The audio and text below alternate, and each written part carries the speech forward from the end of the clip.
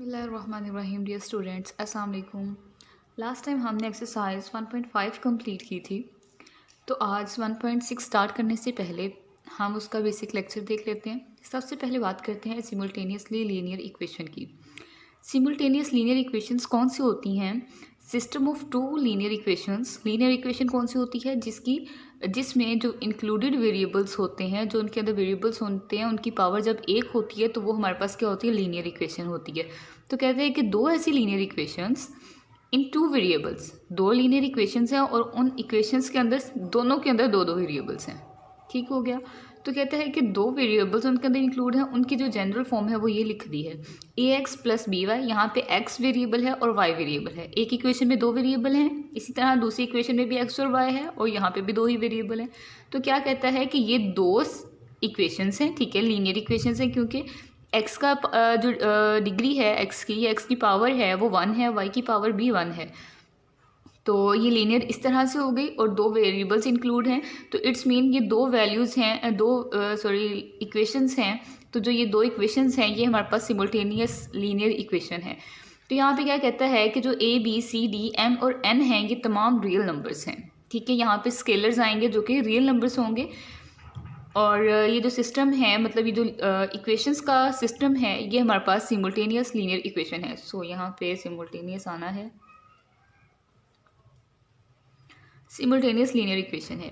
Next हम लोग देखते हैं कि हम इन इक्वेशंस को किस तरह से सॉल्व कर सकते हैं। यहाँ पे हम दो मेथड पढ़ेंगे, वो देखते हैं कौन से मेथड हैं जी। तो जो हम लोग दो मेथड से इन इक्वेशंस को सॉल्व करेंगे वो है, एक तो मेथड है मैट्रिक्स इन्वर्जन मेथड और एक है क्रैमर रूल।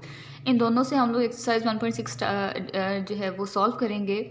तो पहले हम लोग एक्सरसाइज स्टार्ट कर लेते हैं और उससे जब हम लोग सॉल्व करेंगे तो आपको आइडिया हो जाएगा कि मैट्रिक्स इन्वर्जन मेथड क्या है और क्रैमर रूल क्या है।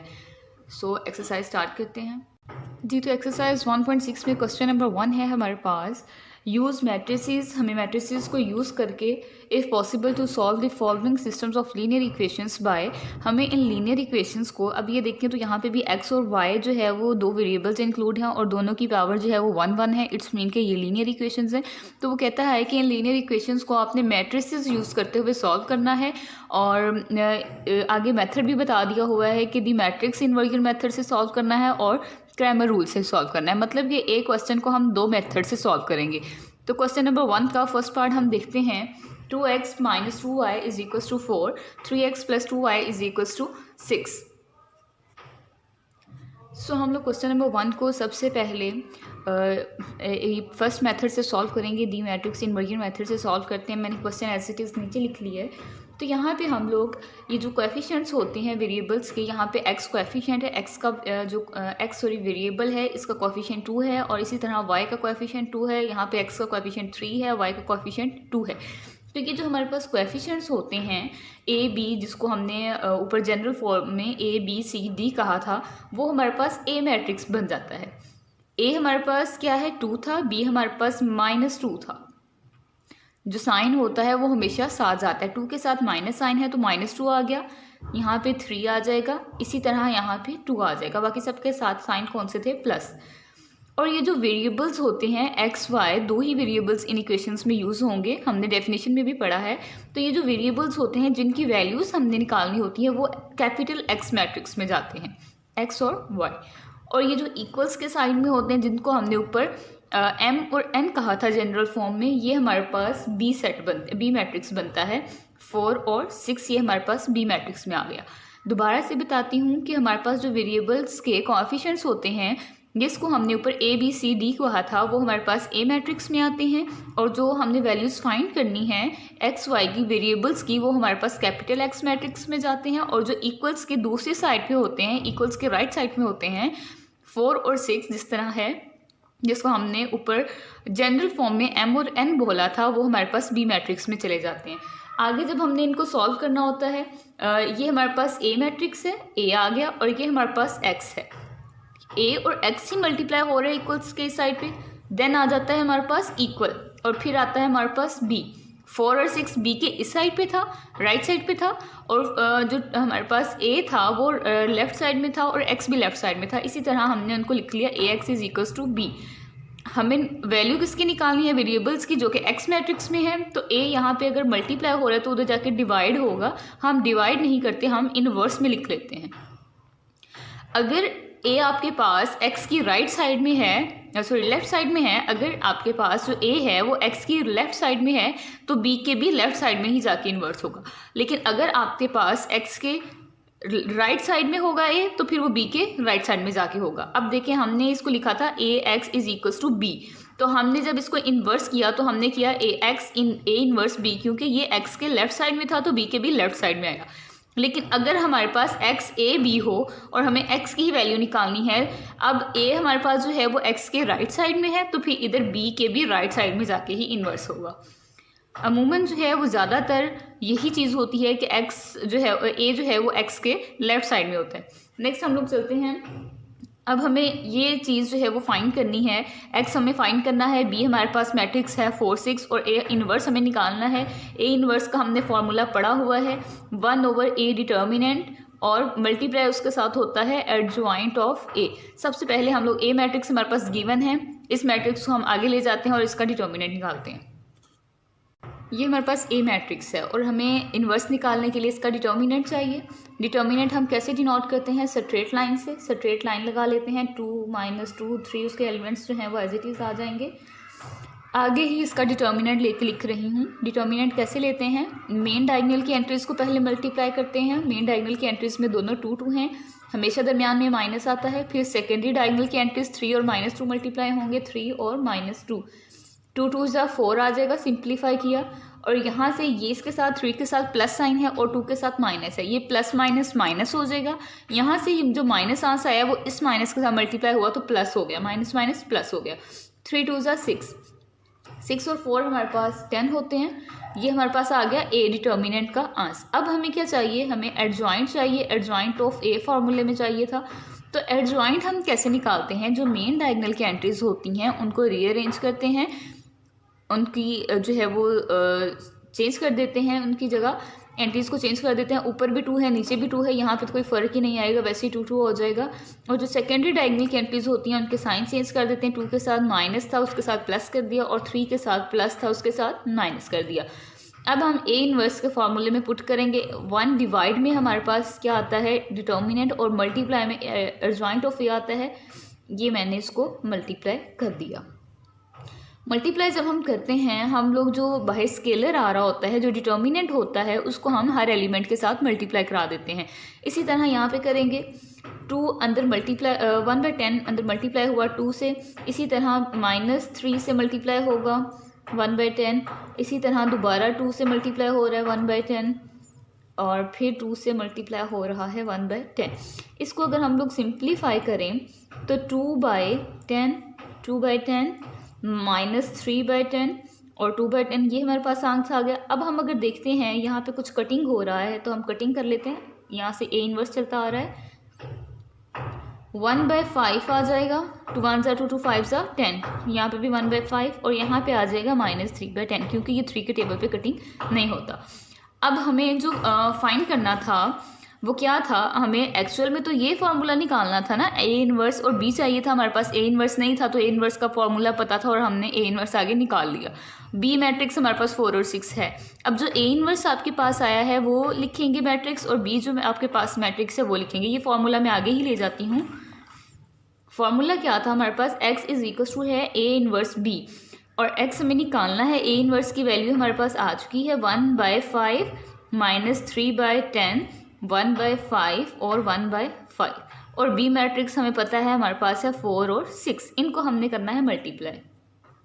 First row first column 1/5 multiply by 4 plus 1/5 multiply by 6। Second row first column -3 divided by 10, 4 से multiply plus 1/5 multiply by 6। Simplify करेंगे, आगे ही कर रही हूँ। 4 1 से मल्टीप्लाई हुआ तो 4/5, इसी तरह 6 1 से मल्टीप्लाई हुआ तो 6/5, और 4 3 से मल्टीप्लाई होगा तो -12/10, और यहाँ पे 6/5। दरमियान में क्या आ रहा है, प्लस जी। तो आगे ऊपर जो हम एलसीएम लेंगे वो तो आ जाएगा 5, और जब नीचे एलसीएम सेम होते हैं, नीचे भी 5 आ रहा है तो 4 एज इट इज़ आ जाएगा, इसी तरह 6 आ जाएगा। नीचे क्या आएगा, नीचे हमारे पास आ रहा है एलसीएम 10, ऊपर 10 इसके नीचे सेम है तो -12 तो एज इट इज़ आ जाएगा, प्लस 5 के टेबल में 10 2 ज़ा आता है, 2 6 ज़ा 12 आ गया। तो सोल्यूशन हमारे पास क्या आया, 10/5, और यहाँ पे 12 और -12 0 हो जाएगा, 0/10 इज इक्वल्स टू किसके यहाँ से आया, 5 1 ज़ा। हम लोग देखें तो ये सारा हमारे पास x के इक्वल आ रहा था, और अगर हम लोग यहाँ से इसको ही मैं आगे ले जाऊँ, अगर 10/5 0/10 को ये x के इक्वल था वो मैं आगे ले आई, ठीक है। अगर हम लोग आगे लेके आए 10/5 को कैंसिल किया तो 2 आ गया, ठीक है। 5 1 ज़ा 5 5 2 ज़ा 10, और 0 10 पे डिवाइड हुआ तो हमारे पास 0 ही सोल्यूशन आ गया, ठीक है। और हमने वैसे पीछे अगर देखें तो हमें क्या चाहिए था, x किसके इक्वल था, x y के। तो हम यहाँ पे लिख सकते हैं कि हमारे पास x की वैल्यू क्या है, 2 है, और y की वैल्यू क्या है, 0 है, क्योंकि ऊपर हमारे पास x था और नीचे हमारे पास 0 था। ये हमारे पास x है, ये हमारे पास y है, x की वैल्यू हमारे पास 2 है और y की वैल्यू हमारे पास 0 है। अब हम लोग नेक्स्ट क्रैमर रूल से सॉल्व करते हैं इसी क्वेश्चन को जी। तो क्रैमर रूल फाइंड करने के लिए हमारे पास जो अगर हमें वैल्यूज़ किसकी निकालनी होती हैं, x और y की वैल्यू निकालनी होती है, और x हमारे पास होता है x का डिटर्मिनेंट ओवर a का डिटर्मिनेंट, और अगर हमें y की वैल्यू निकालनी होती है तो y का फॉर्मूला होता है y determinant over a determinant. अब हमारे पास a तो हमें पता है कैसे आता है, वो हम लोग लिख लेते हैं। a इक्वल्स टू होता है ये जो वेरिएबल्स के कोएफिशिएंट्स होते हैं, जिस तरह x का कोएफिशिएंट है 2 और -2 और नीचे 3 और 2, ये हमारे पास होता है a। अब हमें देखना है कि हमारे पास ax कैसे आता है। तो ax हमारे पास जो लाने का तरीका होता है वो सबसे पहले हम ये b लिखते हैं। b क्या है यहाँ पे 4 6, जिस तरह हमने इन्वर्जन मेथड में पढ़ा था कि ये हमारे पास b होता था 4 6। पहले हम लिखते हैं 4 6, ठीक है। उसके बाद x वाली टर्म्स नहीं लिखते, हम y वाली टर्म्स लिखते हैं, क्योंकि हमें ax चाहिए तो y वाली टर्म्स आती हैं -2 और 2। और जब हम लोगों ने ay लिखना होता है, ay के लिए पहले हमारे पास x वाली टर्म्स आती हैं जो कि 2 और 3 होता है, और फिर हमारे पास 4 और 6 b टर्म्स आती हैं। ay निकालना है तो y वाली टर्म्स नहीं आएंगी, ax निकालना है तो x वाली टर्म्स नहीं आएंगी। बस ax में ये होगा कि पहले b आएगा, बाद में y वाली टर्म्स आएंगी, और ay में ये होगा पहले आपके पास x वाली टर्म्स आएंगी और b बाद में आएगा, ठीक हो गया। उसके बाद हमें फॉर्मूले में अगर देखें तो हमें x निकालने के लिए ax का डिटर्मिनेंट चाहिए। ax हमारे पास ये है, ax का डिटर्मिनेंट हम निकाल लेते हैं, स्ट्रेट लाइन से डिनोट करते हैं 4 -2 6 और 2, स्ट्रेट लाइन आएगी तो यहाँ पे आगे ही निकाल लेते हैं। मेन डायगोनल की एंट्रीज क्या हैं, 4 और 2, दरमियान में हमेशा माइनस आता है, और सेकेंडरी डायगोनल की एंट्रीज हैं 6 और -2, और 4 2 जा 8 माइनस ये वाला माइनस, ये वाला प्लस मिला, प्लस माइनस माइनस, और ये वाला माइनस मिलके प्लस, प्लस माइनस माइनस और माइनस माइनस प्लस हो जाएगा। 2 6 जा 12, 12 और 8 जो है वो हमारे पास 20 होते हैं। नेक्स्ट आता है हमारे पास और हमें क्या चाहिए x निकालने के लिए a का डिटर्मिनेंट, तो a का डिटर्मिनेंट भी निकाल लेते हैं। a सेट हमारे पास है 2 -2, स्ट्रेट लाइंस में हम ये सेट लिख लेते हैं -2 और 2, और इसको निकालने का मेथड क्या होता है कि आपके पास जो मेन डायगोनल की एंट्रीज हैं उनको मल्टीप्लाई करके लिखना होता है, वो लिख दिया, दरम्यान में हमेशा माइनस आता है। सेकेंडरी डायगोनल की एंट्रीज 3 और -2, ये इक्वल आ जाएगा 2 2 जा 4 और माइनस माइनस प्लस हो जाएगा, 3 2 जा 6, 6 और 4 10 आ जाएगा।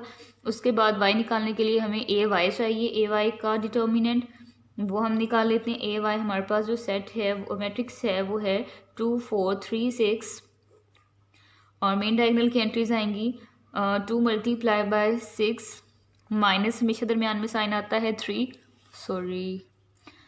मल्टीप्लाई बाय 4, ये इक्वल आ जाएगा 6 12 -3 4 12 plus minus 12 is equals to आ जाएगा 0 के। अब हम अगर x की वैल्यू निकालें तो हमारे पास ax डिटर्मिनेंट ऊपर होता है और नीचे a डिटर्मिनेंट होता है। ax हमारे पास डिटर्मिनेंट का क्या सोल्यूशन है 20 ऊपर चला गया, नीचे a डिटर्मिनेंट चाहिए, a डिटर्मिनेंट का सोल्यूशन हमारे पास है 10, 0 0 से कैंसिल हो गया, सोल्यूशन हमारे पास आ गया 2। इट्स मीन ये किसके इक्वल है, ये हमने निकाली थी x की वैल्यू।